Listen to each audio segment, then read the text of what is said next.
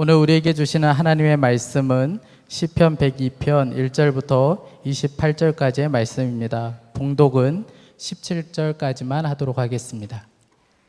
주님, 내 기도를 들어주시고 내 부르짖음이 주님께 이르게 해주십시오. 내가 고난을 받을 때에 주님의 얼굴을 숨기지 마십시오. 내게 주님의 귀를 기울여 주십시오. 내가 부르짖을 때에 속히 응답하여 주십시오. 내 날은 연기처럼 사라지고 내 뼈는 화로처럼 달아올랐습니다. 음식을 먹는 것조차 잊을 정도로 내 마음은 풀처럼 시들어서 말라버렸습니다. 신음하다 지쳐서 나는 뼈와 살이 달라붙었습니다. 나는 광야의 올빼미와도 같고 폐어더미에 사는 부엉이와도 같이 되었습니다. 내가 누워서 잠을 이루지 못하는 것이 마치 지붕 위에 외로운 새 한 마리와도 같습니다. 원수들이 종일 나를 모욕하고 나를 비웃는 자들이 내 이름을 불러 저주합니다. 나는 재를 밥처럼 먹고 눈물 섞인 물을 마셨습니다. 주님께서 저주와 진노로 나를 들어서 던지시니 내 사는 날이 기울어지는 그림자 같으며 말라가는 풀과 같습니다. 그러나 주님은 영원히 보좌에서 다스리시며 주님의 이름은 대대로 찬양을 받을 것입니다. 주님, 일어나셔서 시온을 긍휼히 여겨 주십시오. 때가 왔습니다. 시온의 은혜를 베푸실 때가 왔습니다. 주님의 종들은 시온의 돌들만 보아도 즐겁습니다. 그 티끌에도 정을 느낍니다. 문나라가 주님의 이름을 두려워하고 이 땅의 왕들이 주님의 영광을 두려워할 것입니다. 주님께서 시온을 다시 세우시고 그 영광 가운데 나타나실 것이기 때문입니다. 헐벗은 사람의 기도를 들으시며 그들의 기도를 업신여기지 않을 것입니다. 힘들고 어려운 일이 많지만 오늘 말씀을 통해서 답도 얻고 또 힘도 얻으시기를 축복합니다. 우리가 살아가면서 여러 가지 형태의 고난을 겪습니다. 어떤 경우는 모든 사람이 다 겪는 그 정도의 고난일 수도 있고, 또 어떤 경우는 나라가 망하는 것 같은 끔찍한 재난이기도 합니다. 이 시편 102편은 그 저자가 누군지 정확하게 알 수는 없지만 이스라엘이 망하고 그리고 그들이 다 바벨론으로 포로로 잡혀갔을 때 그 중에 한 사람이 썼을 것이라 그렇게 추측을 합니다. 그러니까 이 시편 102편 기자가 겪는 고난은 상상하기 어려운 고난입니다. 나라가 망하고 그리고 수많은 사람이 죽고 그리고 남은 사람들은 포로로 끌려간 상태, 그런 경우의 고난을 겪은 사람의 탄식입니다. 3절부터 11절까지에 보면 그가 얼마나 어려웠는지를 이렇게 말합니다. 첫 번째는 희망이 사라졌다는 것입니다. 3절에 보면 내 날은 연기처럼 사라지고 내 뼈는 화로처럼 달아올랐습니다. 여러분, 희망이 없어져 본 적이 있습니까? 아마 여기 있는 여러분들은 그런 분이 한 분도 없으실 겁니다. 희망이 없어지면 그러면 더 살 힘이 없습니다. 우리 주변에 스스로 목숨을 끊는 사람들이 있는데 오죽하면 그렇겠습니까? 사는 것이 죽는 것보다 더 괴롭다고 느껴질 때 그렇게 하죠. 희망이 없어질 때가 바로 그런 때입니다. 4절 5절에 보면 음식을 먹지 못합니다. 또 6절 7절에 보면 잠도 자지 못합니다. 8절에 보면 수많은 사람들이 자기를 욕하고 저주하는 말을 듣습니다. 9절에 보면 그는 눈물이 밥이 됩니다. 그러나 가장 두려운 것은 하나님이 징계하셨다고 그렇게 느껴지는 것입니다.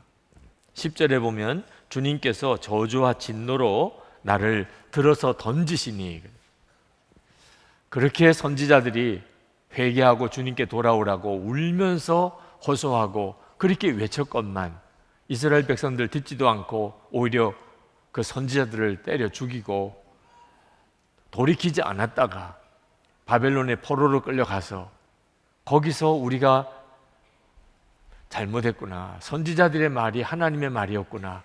그때 깨달은 거예요. 너무 늦었어요. 깨닫기는 했지만 너무 늦었어요. 11절에 내 사는 날이 기울어지는 그림자 같으며 말라가는 풀과 같습니다. 이런 완전한 절망에 빠져 있는 이 시편 기자의 탄식을 우리가 봅니다. 여러분도 이런 고난을 만날 때가 혹 있다면 견뎌낼 준비가 되어 있습니까? 아유, 목사님, 그저 돈 문제 정도, 인간관계 정도도 해결하기 어려운데, 극복하기가 쉽지 않은데, 나라가 망하는 것 같은 어려움을 어떻게 견딥니까? 여러분, 그러나 준비하셔야 합니다. 물론 나라가 망하는 것 같은 일이 일어나면 안 되겠죠. 기도해야 합니다. 우리나라에 전쟁이 없기를 기도해야 합니다. 기도하지 않고 나중에 그때 가서야 탄식하는 것은 정말 비참한 것입니다.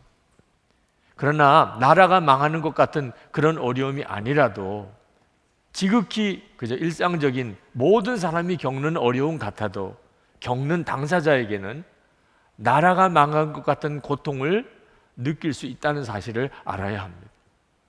그러므로 여러분들이 어떤 고난이 올지라도, 재난과 같은 일이 내게 닥친다 할지라도 내가 믿음을 지키고 그리고 승리할 수 있는 준비가 되었는지를 여러분 스스로 돌아봐야 됩니다. 어려운 일을 만나면 기도하죠. 시편 기자도 기도합니다. 1절에 보면 내 기도를 들어주시고 내 부르짖음이 주님께 이르게 해주십시오. 그런데 이 시편 기자의 이 기도는 응답받지 못합니다. 이 시편 102편의 메시지는 환난을 당할 때 하나님께 기도했더니 하나님이 기적적으로 도와주셨다, 그런 메시지가 아닙니다. 시편 기자의 이 기도는 그가 죽을 때까지 응답받지 못합니다. 70년이 지나서 응답이 됩니다. 시편 기자와 동시대의 사람들 다 죽고 난 다음입니다. 그러니 시편 기자의 입장에서 보면 응답을 못 받았다고도 할 수 있는 일입니다. 여러분, 우리가 하나님께 기도할 때 이런 형편이 있을 수 있다는 걸 알아야 합니다. 그러니까 재난이 닥쳤을 때, 고난이 닥쳤을 때 그냥 무작정 하나님 살려주세요, 도와주세요 이렇게 기도만 해서는 절대로 그는 그 재난과 고난을 이겨낼 수가 없습니다. 기도에 대한 좌절이 옵니다. 나중에는 불신자보다 더 못한 그런 고백을 합니다. 하나님 안 계신가 봐. 기도해도 소용이 없어. 그는 아직도 기도를 진짜 몰랐기 때문에. 시편 102편을 읽어보면 이 기도는 아주 특별합니다. 지금 나라가 다 망했고 포로로 잡혀가서 비참한 삶을 살면서도 이 시편 기자의 갈망은 고난이 없게 해달라는 게 아니고 주님의 얼굴을 구하는 것입니다. 2절에 보면 주님의 얼굴을 숨기지 마십시오. 내게 주님의 귀를 기울여 주십시오. 속히 응답하여 주십시오. 시편 기자는 무엇이 문제인지를 정확히 알았던 거예요. 우리 민족이 생수의 근원이신 하나님을 버린 것, 그것이 그들이 겪고 있는 모든 문제의 원인이었습니다. 하나님과의 관계가 끊어졌어요. 하나님은 더 이상 그들에게 살아있는 하나님이 아니셨습니다. 그래서 그들은 나라가 망하고 포로로 잡혀온 거예요. 시편 기자는 우리에게 무엇이 지금 필요하냐, 우리가 받아야 될 응답이 무엇인가, 고난이 없어지는 거, 고향으로 다시 돌아가는 거 아닙니다. 하나님과의 관계가 회복되는 거예요.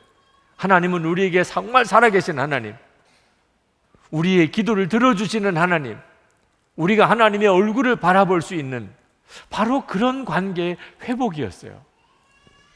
그래서 시편 기자는 이렇게 기도한 겁니다. 1절 2절에 보면 내 기도를 들어주시고 내 부르짖음이 주님께 이르게 해주십시오.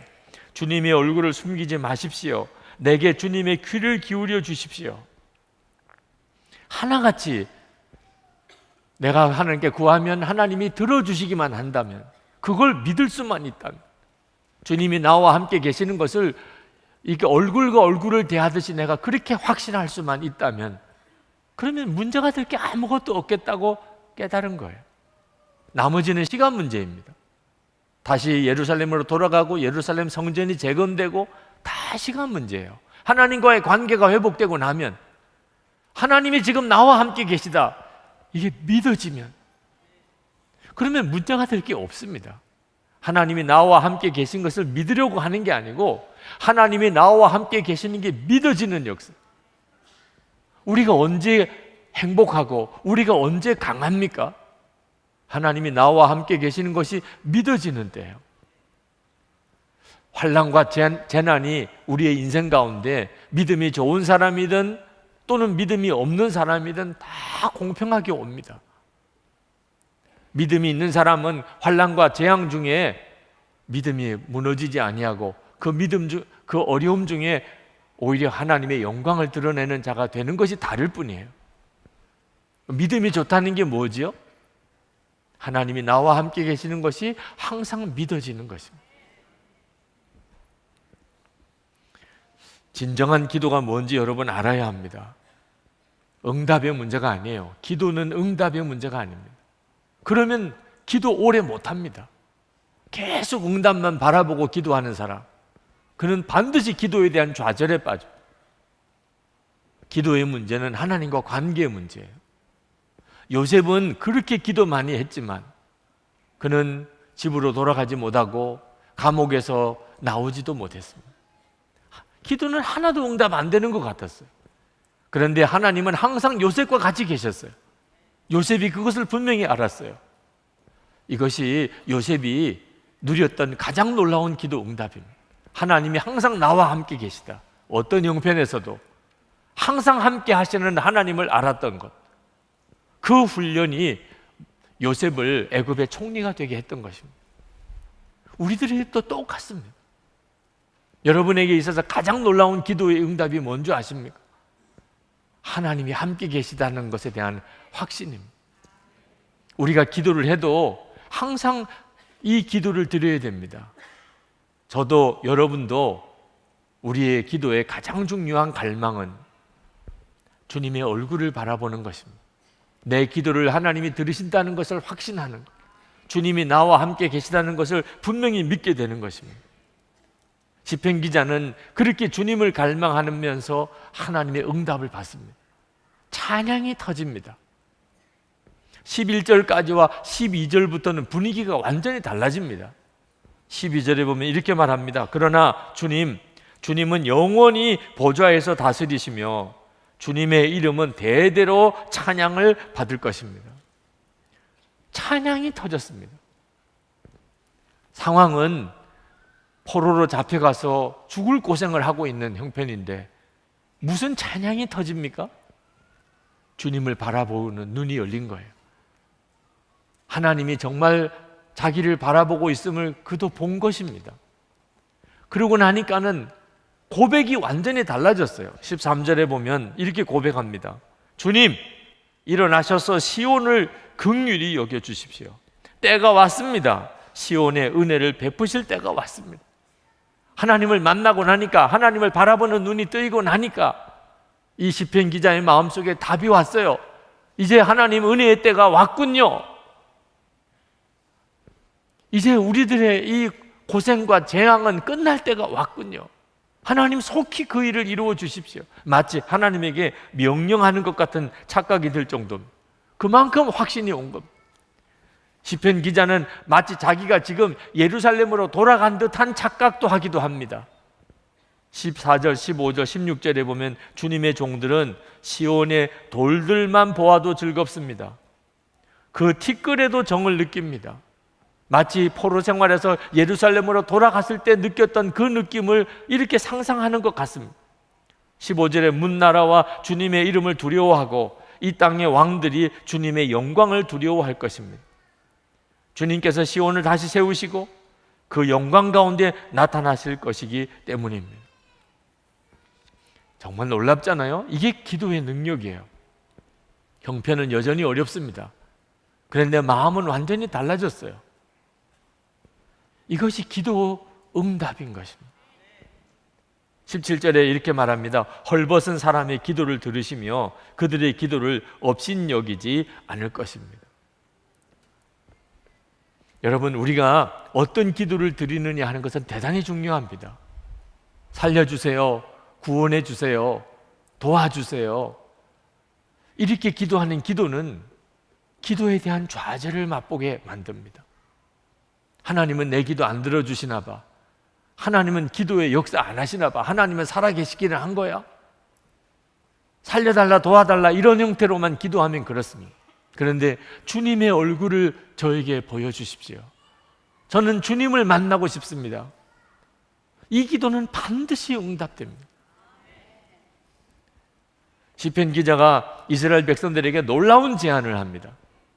제게 있어서는 정말 그렇습니다. 18절에 다음 세대가 읽도록 주님께서 하신 일을 기록하여라. 아직 창조되지 않은 백성이 그것을 읽고 주님을 찬양하도록 하여라. 기록하여라.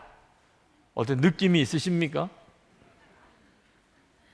지금 시편 기자가 갑자기 기록하라는 거예요. 재앙이 왔습니다. 끔찍한 재앙이 왔습니다. 죽을 것 같습니다. 기록하라는 거예요. 그렇게 죽을 것 같은 그대로 기록하라. 그런 가운데 하나님 앞에 울부짖으면서 기도합니다. 그 기록하라. 기도하는데 하나님의 마음에 놀라운 은혜를 주십니다. 그것도 다 기록하라. 왜 그렇게 하지요? 도대체 시편 기자가 왜 그걸 기록하라고 하지요? 다음 세대들, 아직도 창조되지 않은 백성이 그것을 읽고 주님을 찬양하도록 그렇게 하여라.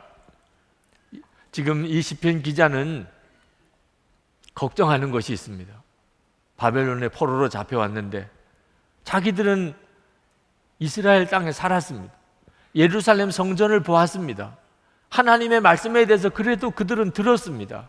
그런데 이 바벨론 땅에 온 2세, 3세들은 어떻게 할 겁니까?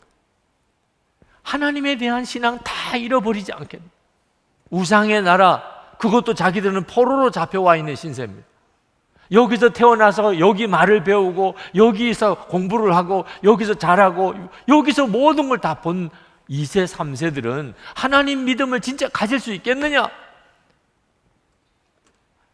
하나님에 대한 신앙 잃어버리면 다 끝난 건데 말이에요. 그래서 이 시편 기자는 우리가 지금 죽을 것 같은 어려운 가운데 있지만 그것도 그런 가운데 우리가 드리는 기도도 기도 중에 우리 마음속에 역사하시는 하나님의 은혜도 다 기록하자. 그래서 우리 후손들에게 그것을 읽게 하자. 그래서 하나님에 대한 신앙이 우리 후손들 2세, 3세에게 전해지게 하자. 하나님에 대한 믿음이 잃어버려지지 않게 하자는 영성일기 쓰는 동기가 바로 그것입니다.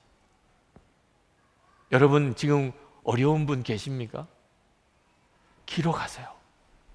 탄식만 하지 말고 하나님 저 이렇게 어렵습니다. 하나님 저 지금 이렇게 죽을 것 같습니다. 그런 가운데 여러분이 드리는 기도 그것도 다 기록하세요. 하나님 이거 해결해 주십시오. 하나님 여기 역사해 주십시오. 하나님 저 좀 만나 주십시오. 기도하면 다 하나님의 은혜를 경험합니다. 그것도 기록하십시오. 내가 그렇게 기도했더니 하나님이 나에게 이런 말씀을 주시고 이런 은혜를 주셨다. 그건 여러분 자신에게 매우 중요합니다. 기록하는 순간에 하나님의 은혜는 내게 실제가 됩니다. 그저 스치듯이 지나가는 하나님의 깨우침, 그건 지나고 나면 다 없어져 버립니다. 그런데 그걸 붙잡고 써보면 책도 한 권 나옵니다. 여러분 자신도 여러분 지금까지 살아오는 동안에 어려움을 겪으면서 기도도 했으면서 은혜도 받았던 순간이 얼마나 많습니까? 지금 다 어디 갔습니까? 기록하지 않았던 것들은 다 없어졌어. 나도 잊어버렸어. 기록해두면 10년이 지나도 30년이 지나도 여전히 놀랍게 회복됩니다. 더욱 중요한 것은 우리들의 후손들입니다. 우리 아빠와 우리 엄마 어떻게 신앙생활 했었는지, 무슨 문제로 기도했는지, 어떤 기도를 드렸는지 그리고 기도 중에 어떤 은혜를 받았는지, 하나님은 무슨 말씀을 주셨는지. 성경 읽는 것도 참 귀하지만 아빠와 엄마가 남겨둔 영성 일기 속에 담겨있는 기도와 응답에 대하여 읽고, 그래서 우리의 삶이 이렇게 됐구나, 그래서 우리 가정이 이렇게 됐구나, 그걸 알게 된다면 이거 얼마나 놀라운 일이겠느냐. 시편 기자는 놀라운 고백을 합니다. 19절부터 22절까지 주님께서 성소 높은 곳에서 굽어보시고 하늘에서 땅을 살펴보셨다. 갇힌 사람들의 신음소리를 들으시고 죽게 된 사람들을 풀어놓아 주셨다. 시온에서 주님의 이름이 널리 퍼지고 예루살렘에서 주님께 드리는 찬양이 울려 퍼질 때에 무 백성이 다 모이고 문 나라가 함께 주를 섬길 것이다. 갑자기 도대체 이거 무슨 내용의 이런 고백을 하는 겁니까? 하나님의 나라가 열린 거예요. 이 시편 기자에게 하나님이 앞으로 되어질 일을 놀랍게 보여주신 거예요. 이스라엘 백성들은 다시 예루살렘으로 돌아가게 될 것이고, 뿐만 아니고 온 세상 모든 열방의 민족들이 하나님 보좌 앞에 모일 그날을 보여주신 거라니까. 우리는 이미 이스라엘 백성이 다 다시 예루살렘으로 돌아온 것을 압니다. 예루살렘 성전도 다시 지어진 것도 압니다. 그러니까 우리는 이 성경 구절 읽을 때 별로 충격이 되지 않습니다. 그러나 이 시편이 쓰여질 때는 바벨론 포로로 있을 때예요. 그들이 예루살렘으로 돌아갈 가능성이 조금이라도 있었던 때가 아닙니다. 희망은 점점 없어질 때예요. 눈앞에는 절망이 짙어질 때라니까요. 그런 때에 어떻게 이런 고백을 할 수 있습니까? 하나님이 보여주신 거예요. 하나님은 이스라엘 백성이 포로로 잡혀갈 때나 그들이 다시 예루살렘으로 돌아올 때나 하나님은 다 보고 아시는 분입니다. 하나님에게 있어서는 과거나 미래가 없어요. 그러니 포로로 잡혀간 상태에서 하나님을 바라보는 이 시편 기자에게 이제 그 백성이 다시 돌아갈 것을 하나님이 보여주시는 일이 뭐 어렵겠어요. 기도하는 자에게 이런 역사가 있는 거예요. 주님의 얼굴을 정말 갈망하는 그런 자에게 이런 역사가 있는 거예요. 여러분, 우리에게도 똑같아요. 우리만 과거, 현재, 미래가 있는 거지 하나님은 우리의 과거나 미래를 다 동시에 알고 계세요. 우리가 주님을 계속 바라보고 그렇게 살려고 하는, 그게 왜 그렇게 중요하지요? 우리의 인생이 어떻게 될지, 나는 어떻게 살아야 될지 비로소 하나님이 가르쳐 주실 수 있어요. 내 길을 정확하게 인도하실 수 있어요. 중요한 것은 그것을 기록했다는 것입니다. 여러분, 기도하면서 받은 은혜 그리고 그것을 기록하는 것은 완전히 다른 것입니다. 기도하면서 받은 은혜가 정말 크고 놀라울 때 참 귀하지요. 그런데 만약에 기록하지 않았다면 자기도 금방 잊어버리고 가족도 자녀들도 교우들도 할 방법이 없어요. 그가 어떤 은혜를 받았는지, 하나님이 그에게 어떻게 기도로 역사해 주셨는지 할 방법이 없어요. 만약에 시편 기자가 자기가 하나님께 기도했던 것과 그때 받았던 응답을 기록하지 않았다면 우리 손에 이 시편 102편이 들려질 수가 없지요. 수천 년이 지났습니다. 그런데 우리는 시편 기자가 쓴 이 시를 읽으면서 하나님은 정말 놀라우신 하나님이구나, 하나님은 정말 살아계신 하나님이구나, 우리가 이렇게 은혜를 받잖아요. 하나님께서 여러분에게 주신 은혜, 그게 지금 고통 중에서 드리는 탄식의 기도를 할지라도 그건 매우 중요한 증거예요. 여러분이 지금 겪고 있는 이 어려움은 반드시 나중에는 간증이 돼요. 여러분이 그것을 정확하게 기록하였다면, 그 가운데서 여러분이 신실하게 믿음으로 반응했다면, 여러분이 그 가운데서 정말 하나님 앞에 정직하게 기도하고 나갔다면 지금 있는 이 어려움은 정말 뛰면서 기뻐할 간증거리가 되고 그건 여러분의 자녀들에게 말할 수 없는 믿음의 유산이 됩니다. 어떤 사람은 이 시편을 다니엘이 썼다고 추측을 합니다. 실제로 읽어보면 그럴 가능성도 있어 보입니다. 다니엘은 바벨론의 포로로 잡혀간 사람, 그리고 3대에 걸쳐서 세 나라에 걸쳐서 총리가 됐던 사람. 그는 기도 많이 하는 사람이었어요. 하루에 3번 예루살렘을 향하여 문을 활짝 열어놓고 누가 보든지 안 보든지 기도하던 사람. 그게 정적들에게는 올무가 됐습니다. 그래서 다니엘을 실각시키기 위해서 다른 신에게 절하는 기도하는 사람은 다 사자굴에 보냅시다, 이런 칙령을 만들고 결국 다니엘을 올무에 걸리게 만듭니다. 다니엘은 다 알았어요. 자기를 사자굴에 집어넣으려고 하는 올무인 줄. 그러나 여전히 예루살렘을 향하여 문을 활짝 열어놓고 하루에 3번 그는 기도했습니다. 그래서 그는 사자굴에 끌려 들어갔어요. 하나님이 사자의 입을 막아서 사자굴에서 살아나왔습니다. 다니엘이 어떻게 이렇게 할 수 있었죠? 다니엘서를 읽어보면 다니엘이 하나님 앞에 기도하는 중에 그가 받은 은혜가 그대로 기록되어 있습니다. 그는 하나님의 나라를 보았어요. 이스라엘이 완전히 회복되는 걸 보았어요. 70년 뒤에 이스라엘이 다시 돌아가게 된다는 것도 다 알았어요. 뿐만 아니고 이제 마지막 날 하나님께서 하나님의 나라를 이 땅에 임하게 하시는 그 장면까지 다 보았어요. 다니엘서가 묵시록입니다. 그걸 다 본 사람이니까. 다니엘은 사자굴에 들어가는 게 무섭지가 않았어요. 여러분, 주님의 얼굴을 바라본 사람, 살아계신 하나님이 나와 함께 계시는 게 진짜 믿어진 사람에게는 고난이 문제가 안 됩니다. 왜 우리가 흔들리지요? 확신이 없어서 흔들리는 거예요.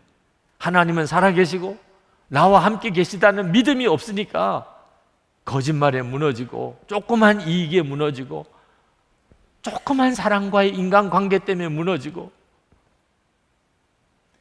그러니까 우리가 지금 뭐 준비해야지요? 주님과 동행하는 기도의 삶입니다. 늘 주님을 구하는 것입니다. 이스라엘에 유학 중인 목사님 한 분이 딸 이야기를 하시더라고요. 초등학교 다니는 딸이 있었는데 하루는 뭘 잘못해서 엄마에게 아주 혼이 단단히 났습니다. 그런데 엄마가 야단을 치는데 이 딸이 그 사모님 눈을 똑바로 쳐다보면서 야단을 맞는 겁니다. 사모님이 막 엄청 화가 났어요. 우리 한국 가정에는 이건 정말 죽을 일입니다. 네. 어떻게 야단치는 엄마를 눈을 똑바로 쳐다봐요. 세상 말로 눈 까라 이러죠. 네. 우리는 그건 정말 대항하는 거잖아요. 엄마에게 대해서 반항하는 거라고 느끼잖아요. 그래서 더 혼이 났어요. 근데 이 아이는 참 억울해요. 왜? 학교에서는 반대로 배웠어요. 그 이스라엘의 학교를 갔는데 거기서는 뭘 잘못해서 선생님이 야단을 치고 지적하면 절대로 눈을 깔면 안 돼요. 선생님 눈을 똑바로 쳐다봐야 돼. 그래야 내가 뭘 잘못했는지, 선생님이 나에게 뭘 말씀하시려는지 내가 알고, 모르면 또 물어보고, 왜 내가 이런 야단을 맞는지 모르면 선생님에게 또 물어보고 확인하고, 그래서 고치는 게 중요하지. 학교에서는 그렇게 배웠어요. 그래서 엄마가 야단을 칠 때 엄마 눈을 똑바로 쳐다본 겁니다. 그래서 더 혼이 났지만 그 이야기를 듣는데 꼭 우리에게 주시는 주님의 교훈 같아요. 여러분, 힘들고 어려운 순간이 올 때 우리가 할 수 있는 일은 주님의 얼굴을 똑바로 쳐다보는 거예요. 그 길밖에는 살 길이 없다니까요. 도대체 주님, 이게 어찌된 일입니까? 주님, 이런 상황에서 나에게 뭘 말씀하시려는 것입니까? 그때만 우리는 일어날 힘을 얻게 돼요. 그러나 한 번 은혜를 받았다고 그걸로 끝난 거는 절대 아닙니다. 하나님의 은혜가 아무리 커도 우리는 다시 현실로 돌아갔을 때 또 무너지고 또 절망하게 되는 일이 일어납니다. 시편 기자도 그랬습니다. 23절, 24절을 보면 갑자기 또 기도 분위기가 달라집니다. 나는 아직 한창 때인데 기력이 쇠하여지다니 주님께서 나의 목숨 거두시려나. 나는 아뢰었다. 나의 하나님, 중년에 나를 데려가지 마십시오. 주님의 횟수는 대대로 무궁합니다. 아니, 갑자기 시편 기자가 왜 이렇게 또 낙심을 합니까? 받은 은혜는 너무 커요. 하나님께서 하나님의 나라의 영광도 보여주시고 이스라엘의 미래도 보여주셨어요. 그런데 여전히 자기는 현실 속에서 살아요. 지금은 포로 생활을 하고 있어요. 그리고 자기는 나이가 하루하루 더 들어요. 포로 생활하는 중에 그가 얼마나 몸이 또 빨리 쇠하겠습니까? 이러다가 내가 돌아가지도 못하고 죽는 거 아니야? 이렇게 끝나는 거 아니야? 이런 생각이 선뜻 이 시편 기자에게 엄습해 온 겁니다. 여러분, 상상이 안 되는 은혜를 받았어도 지난날에 받은 은혜 가지고 오늘의 문제를 해결 못합니다. 여러분 중에도 기도 많이 했고 또 큰 은혜 받으셨던 분들 다 있잖아요. 근데 그 은혜가 지금 내 문제를 해결 못합니다. 은혜는 항상 지금의 은혜여야 돼요. 그래서 우리가 항상 주님을 바라보아야 한다는 거예요. 오늘 내가 바라본 주님, 그게 되어야 오늘 내 문제가 해결이 되는 거예요. 시편 기자는 마음이 흔들렸습니다. 그런데 다시 일어나요. 또 반전이 일어나요. 25절부터 27절까지입니다. 그 옛날 주님께서는 땅에 기초를 놓으시며 하늘을 손수 지으셨습니다. 하늘과 땅은 모두 사라지더라도 주님만은 그대로 계십니다. 그것들은 모두 옷처럼 낡겠지만 주님의 옷은 갈아입듯이 그것을 바꾸실 것이니 그것들은 다만 지나가 버리는 것일 뿐입니다. 주님은 언제나 한결같습니다. 주님의 횟수에는 끝이 없습니다. 세상이 아무리 커 보이고 자기는 너무 비참하고 자기는 여전히 육신의 죄에 자꾸 무너지고 이게 언제 끝날지 모르는 고난 같고 그래도 그건 다 끝납니다. 지금은 영원히 갈 것 같아도 이 세상도 끝이고 고난도 끝이고 우리 자신도 한계가 있습니다. 그에 비하면 하나님은 한결같으신 분, 하나님만이 진짜 한결같으신 분입니다. 시편 기자가 그 하나님을 바라보면서 다시 믿음이 일어납니다. 그리고는 참 놀라운 고백을 합니다.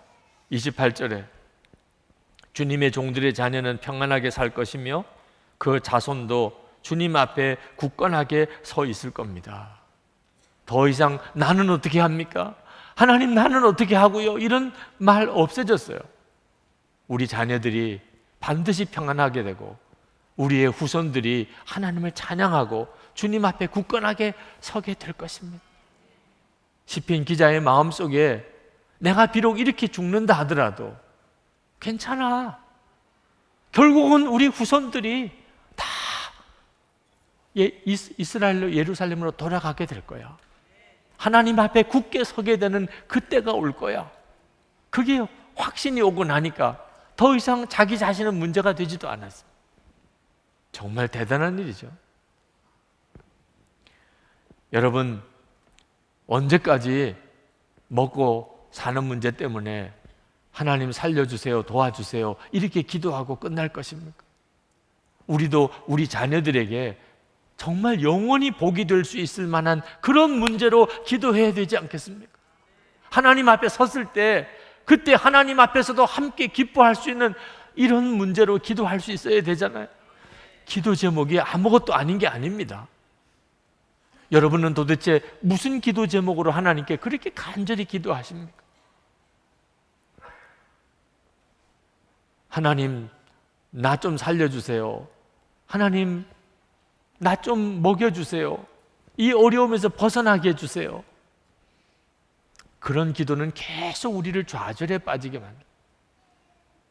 하나님, 저는 주님을 원합니다. 하나님, 정말 주님과 동행하는 삶을 살고 싶습니다. 하나님, 그 힘을 저에게 주세요. 반드시 응답받습니다. 그리고 그를 통해서 하나님은 놀랍게 일하십니다. 오래전에 알프스 산자락에 있는 마을, 작은 마을에 아주 아름답게 지은 아담한 교회가 하나 있었습니다. 여행객들이 산장에서 묵으면서 내려다보면 그 마을에 있는 예배당이 참 아름다워 보였다 그럽니다. 저녁에 그 예배당에서 종소리가 들렸습니다. 오늘 저녁에 예배가 있는 날인가 봅니다. 여행을 하던 여행객이 가이드에게 전화를 했습니다. 저 예배당에 오늘 나 좀 데려다 주세요. 가이드가 산장으로 찾아왔습니다. 횃불을 들고 등잔을 들고 왔습니다. 그리고 그 어두운 산길을 그 등잔불에 의지해서 그 마을까지 내려갔습니다. 마을에 도착해서 예배당에 가보니까 아직 전기시설이 들어오지 않았던 때입니다. 깜깜해요. 그런데 그 예배당에 등잔 거리가 중앙에 쭉 있었습니다. 예배당에 들어가서 그 등잔거리에 등잔을 걸었습니다. 그러니 예배당 안이 좀 환해지기 시작했습니다. 예배 시간이 가까우니까 사람들이 모여요. 한 100개의 등잔이 그 등잔 거리에 걸렸습니다. 예배당이 환해졌습니다. 그 100개의 등잔으로. 그게 너무 감동적이었다는, 그렇게 어두컴컴하던 예배당이 한 사람 한 사람 모이면서 이렇게 환한 예배당이 될 수 있다는, 제가 그 이야기를 들으면서 이것이 우리 교회였으면 좋겠다고, 우리 교회 이야기였으면 좋겠다고 그렇게 마음에 소원이 생겼습니다. 우리가 빛이신 예수님을 계속 바라보고 살면 여러분 자신이 빛으로 살게 되는 거 아십니까? 사람들은 여러분을 보면서 빛을 보아요. 우리는 빛이신 주님을 바라보고 사는데, 우리가 그렇게 살다가 이렇게 예배당에 모입니다. 예배 드리러 모이고 기도회로 모입니다. 우리 한 사람 한 사람이 다 연약하고 작아 보여도 정말 빛이신 주님을 모시고 사는 성도라면, 우리가 이렇게 모이면 우리는 세상의 희망이 됩니다. 이것이 지금 우리에게 얼마나 중요한 문제인지 모릅니다. 저는 성도 여러분들이 정말 주님과 함께 동행하고 살기를 갈망합니다. 여러분에게도 너무너무 중요한 문제고, 그것은 한국 교회를 살리고 우리 민족을 변화시키는 하나님의 놀라운 역사입니다. 여러분 중에 아직 주님과 친밀하지 못한 것 때문에 주님을 바라본다는 게 너무 막연해서 답답해 하시는 분들이 계시다면 지금부터 시작하십시오. 지금부터 시작하시면 됩니다. 여러분들의 마음속에 주님, 제가 주님과 친밀히 동행하고 싶습니다. 그 기도를 주님께 올려드리는 거예요. 꾸준히 하시면 됩니다. 하다가 말다가 하지 말고 정말 주님을 바라보는 삶을 꾸준히 살아보십시오. 주님이 역사해 주십니다. 고난을 당하고 계신 분 계십니까? 여러분이 지금 해야 될 일은 주님을 바라보는 것입니다. 오늘은 설교 후에 기도를 찬양부터 먼저 드리고 그렇게 기도하고 싶습니다. 여러분 중에 저는 지금 너무나 힘들고 어려운 가운데 있습니다. 여러 가지 문제가 제게 있습니다. 근데 저는 정말 오늘 말씀처럼 시편 기자처럼 저는 주님의 얼굴을 구합니다. 주님을 만날 수 있으면 내 모든 문제는 문제가 안 되겠습니다. 주님, 저를 만나주세요. 주님의 얼굴을 바라보게 해주세요. 여러분 중에 그렇게 간절히 갈망하는 분들은 함께 일어나서 찬양하시기 바랍니다. 그리고 우리 같이 기도하겠습니다. 주님께서 오늘 말씀을 주셨으면 반드시 성령으로 역사해 주실 줄 믿습니다. 괴로울 때 주님의 얼굴 보라, 우리 이 찬송을 같이 부르시겠습니다.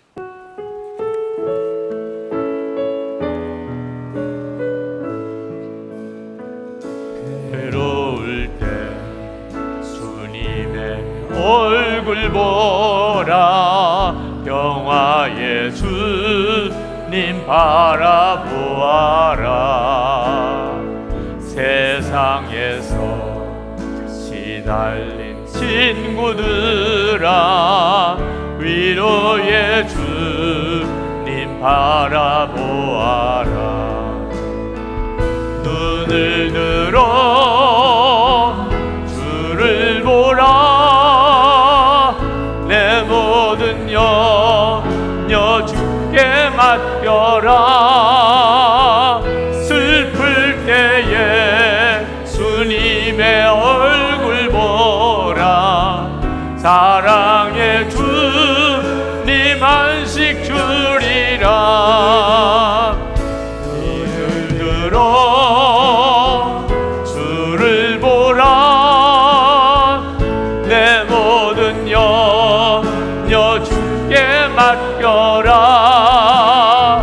슬플 때에 주님의 얼굴 보라. 사랑의 주님 안식 주리라. 주님의 얼굴 바라보기를 원합니다. 우리 주여 한번 부르짖고 기도하겠습니다. 주여! 할렐루야. 그거 놀라우신 하나님 은혜를 감사합니다. 하나님, 힘들고 어려운 일 많아도, 세상이 나를 흔들고 세상이 하나님 나를 아파여도 주님의 얼굴을 바라봅니다. 주님의 하나님 눈을 바라봅니다. 하나님 역사하시고 말씀하시고 주님이 함께 하심을 분명히 깨닫게 하시고 믿어지는 역사, 하나님이 함께 계심이 믿어지는 역사 허락하여 주시기를 원합니다. 그리하면 충분하겠습니다. 하나님, 어떤 처진, 어떤 어려움 중에도, 어떤 문제 속에서도 하나님 더 이상 문제되지 않겠습니다. 나의 하나님, 나의 주님, 역사하고 또 역사하시는 주님, 은혜 위에 은혜로 함께 하시는 주님, 오늘도 하나님 마음으로 간절히 갈망하며 하나님 사모하며 하나님 앞에 나아가 하나님 드시고 하나님 기도합니다. 오늘 하나님 예배드리는 성도들의 심령을 붙들어 주소서. 은혜와 사랑이 충만하신 하나님, 하나님 앞에 나왔습니다.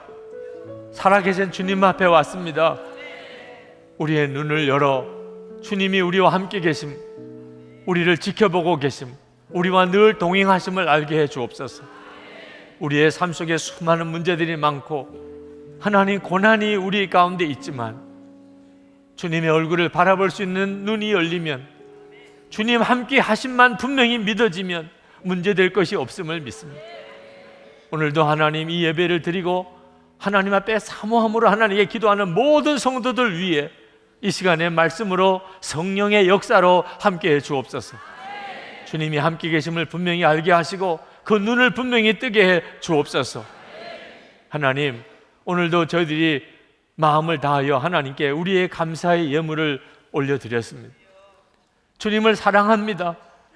정말 주님을 믿습니다. 전적으로 주님께 우리의 삶 전체를 의지합니다. 하나님 감사합니다. 성도들의 그 감사와 예배를 주님께서 받으시고 머리머리 안수하셔서 복을 주시기 원합니다. 하나님의 자녀답게 살게 해주시기 원합니다. 주님이 함께 하시는 자의 삶을 살게 되기를 원합니다. 빛이신 주님을 바라보면서 저들이 가정에서 일터에서 빛으로 살게 되기를 원합니다. 하나님, 병든 자를 고쳐주소서. 예배하고 돌아가는 병든 교우들, 마음 상한 교우들 주님 손 얹어 주셔서 고쳐주소서. 깨끗하게 하소서. 심령의 은혜가 넘치고 기쁨이 넘치게 하소서. 가정 안에 가족들의 관계가 완전히 회복되고 믿지 않는 가족들이 구원을 받고 우리의 자녀들이 하나님 기뻐하는 뜻대로 서게 하소서. 사명을 감당할 능력을 주시고 성도들의 재정의 어려움에서 성도들을 풀어주소서. 하나님, 나라를 위하여 기도하고 민족을 위해 기도합니다.